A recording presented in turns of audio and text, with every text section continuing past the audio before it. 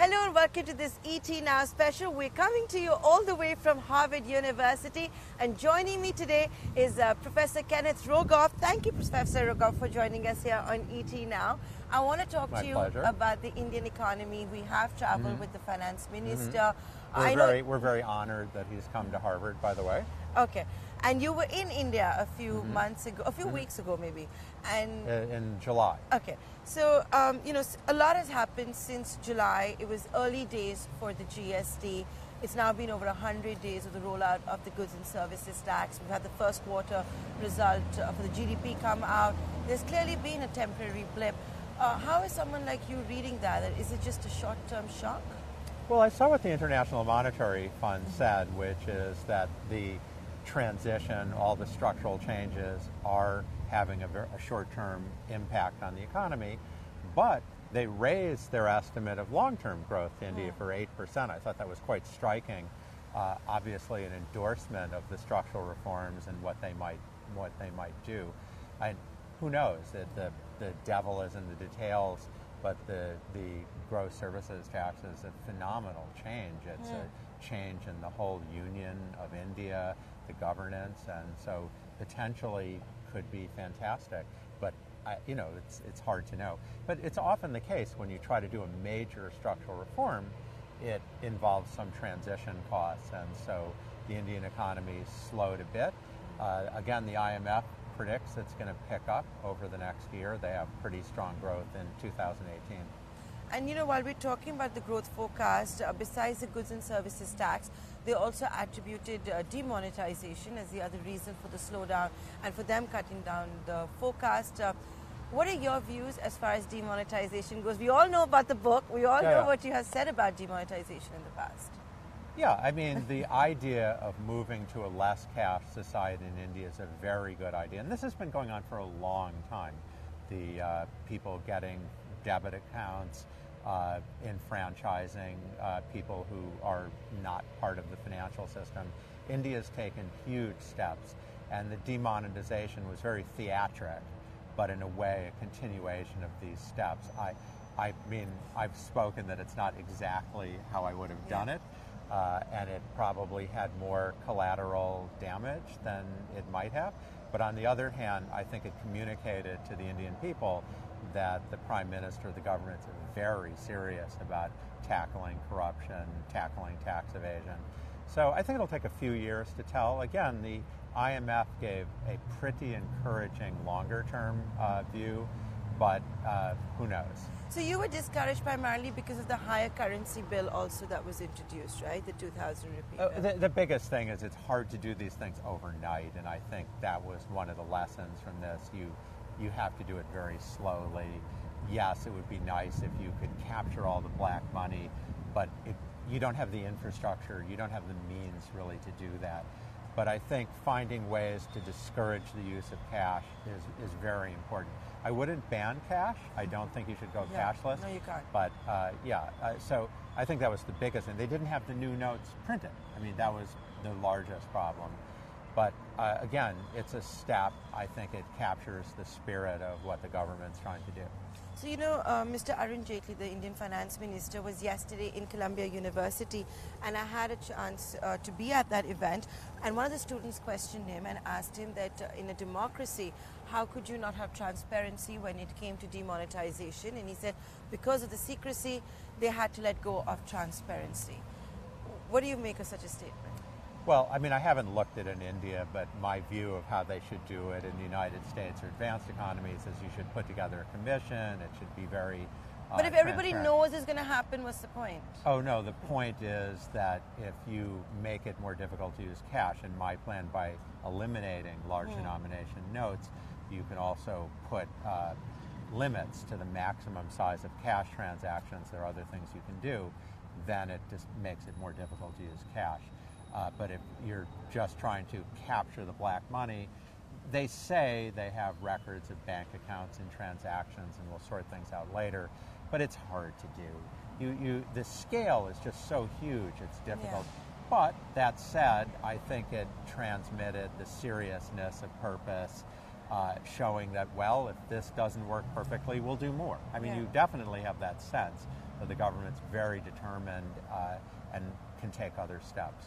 And at the same event at Columbia University, Professor Jagdish Bhagwati was there. I interviewed him, and we've telecast that interview back in India. And I raised this entire question of the IMF forecast, and he told me the IMF should be abolished. It has a terrible reputation. It gets all its global forecasts wrong, and he sees no reason for the IMF to exist. Where do you stand? Like, I know it's well, good. Jagdish Bhagwati was one of my professors at MIT. I'm a huge admirer of his. And by the way, he should get the Nobel Prize. He's a stunning scholar, brilliant scholar. I disagree with him on this. I think the International Monetary Fund performs a useful role. It is true that after the financial crisis, the IMF was too optimistic again and again and again. So was everyone else. So was the Federal Reserve, so was the European Central Bank, so was the OECD. So I think it took a lot of people by surprise. I have to say my own work with Carmen Reinhardt suggested that it would be worse for longer, but there's debate about what's next. Okay, so it's not a redundant organization the way he said it, because he also brought up the whole lending issue and said that, you know, people back home, like in a country like India, know far more than anybody who's working with the IMF. There are some fantastic scholars in India that the IMF would be fortunate to have, but I've worked with the people at the IMF, and they're very good, including Indian citizens or people who are born in India who work there who are very good. So, no, I mean that I love the way Jagdish writes and his sharp way of thinking. I'm a big admirer of his, but I don't agree with him on this. Yeah, it was certainly a sensational statement, I can promise you that. And Professor Rogoff, the other thing I wanted to touch upon with you was back home in India, thanks to the slowdown, there's a lot of speculation that we're going to see a fiscal stimulus package by the central government. If that were to happen, there is fear that maybe there would be breach of the fiscal deficit target, that we would see slippages. Do you think that's a good idea? I haven't looked. I see this debate, and I've read about it, and I don't, really say that I can sort out the details. It depends on how durable the slowdown is. The fiscal stimulus takes time to put in place, and if the slowdown's durable, it probably makes sense. If, on the other hand, if the growth is picking up as quickly, again, as the IMF is predicting, then the case for it is weaker. Okay, but as far as fiscal deficit targets go, the Indian government, and the sense one gets when they talk to the policymakers is this an artificial line that one just has to meet?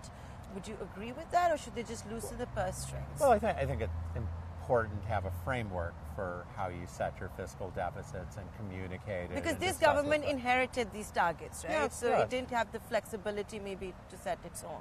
Yeah, but I mean, historically, India's had very large debts, and it's led to financial repression where the government puts too much controls on the banking system that makes it hard for everybody else to get money. So it's something you would like to end at some point. On the other hand, it's hard to do it suddenly. India's had a great run. Growth has been very good. I think the GST, well, that may take time. There may be some transition problems.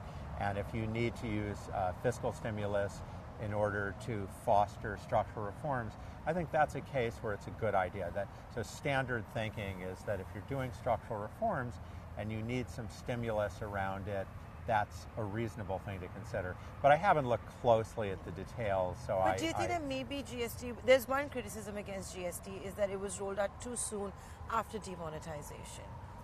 Do you think that's true? I mean, it was it's something, when can you get it done, if not now, when it was a much bigger deal than demonetization, really. It's a change in the whole federal union of India. So I think they're right to get it done when they could get it done. And maybe there's some links to demonetization because you're worried in the GST that people will try to hide from the tax. And I think, provoked by the thinking around demonetization, they have a lot of ideas around how they'll prevent that from happening. And we've also been hearing about this from policymakers in the past, and again, Professor Jagdish Bhagwati touched upon it. Should we concentrate in India too much on what the rating agencies say? Because they don't upgrade the Indian economy irrespective of what happens. At the same time, there are fears that will be downgraded in case there's a fiscal stimulus package. Of course, it matters to the extent it affects your interest rates. I mean, the ratings agencies have downgraded the United States, and yet interest rates went down, they didn't go up. It's an important to consider outside views, so you're not just thinking internally. The rating agencies are a factor in that. I don't know what to say further than that. So would these just be like motherhood statements that India should have its own rating agency? No, well, that defeats the purpose. I mean, you want an outside view. You want an independent view. You don't want someone who's under the thumb of the government saying we're great, clearly. So, no, I think the outside rating agencies perform a valuable role, but their limits, it's very hard to predict a crisis. It's very difficult to do. They try. They got it wrong in 2008. Yeah. They are trying to be very careful not to get it wrong in the same direction now. And while you're talking about interest rates, I have to ask you about the tensions between the center and the RBI, our central bank in India. The government has been quite vociferous that the RBI is not lending a helping hand. It's not aiding growth. It should have cut interest rates. The RBI is worried too much about inflation, which at 3.88% during a peak monsoon period is not bad. Where do you stand as far as this debate goes? Do you think that it's necessary to have lower interest rates for growth? So this is an ancient debate between governments everywhere and central banks everywhere.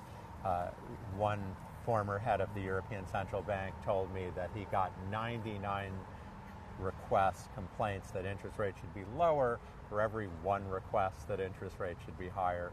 That's part of why you want an independent central bank. I think that Raghu Rajan did a very good job instilling an inflation targeting framework. Governor Patel has done a good job taking it over. So it's a normal debate, but broadly speaking, the RBI seems to have done a pretty good job. So you think it's okay that we've seen status quo in interest rates and they've not been cut down as an economist? I do not know the blow by blow on the Indian economy. So really important question is the forecast. How much do you expect it to recover on its own? Do you expect things to get worse? If you thought things were getting worse, you should not worry about inflation. You should cut interest rates. Again, if we're to believe the IMF forecast, things are pointed to rebound. In the medium term, but short term there's going to be some Well, the pain. medium term being pretty soon. I mean, their forecast for 2018, which is not far away, is already rising, I think, to 7.4% Yes. or something like that. And the RBI has also cut its forecast for growth for the rest of this financial year as well. Yeah. So I guess those two are on the same page. Yeah, they seem to be on the same page. I have to, if I'm here, I have to ask you about the U.S. as well. We at back home keep hearing about how there is moderate growth in the global economy.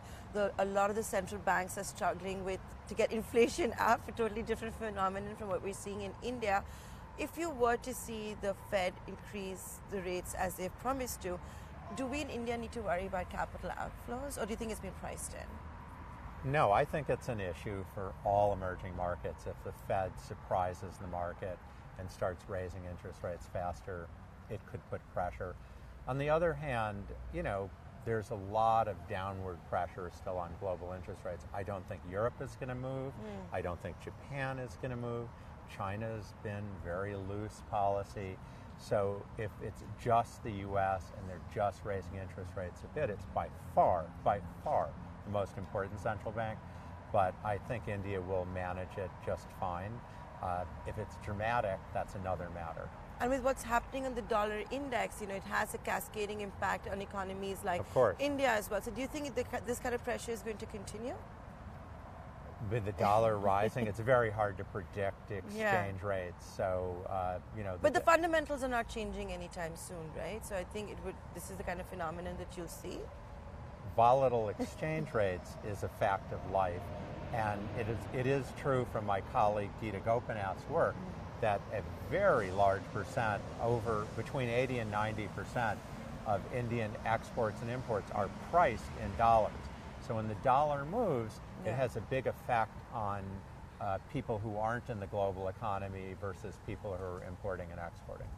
Professor Rogoff, before I let you go, my final question to you, and I hope to see you also at Washington, D.C.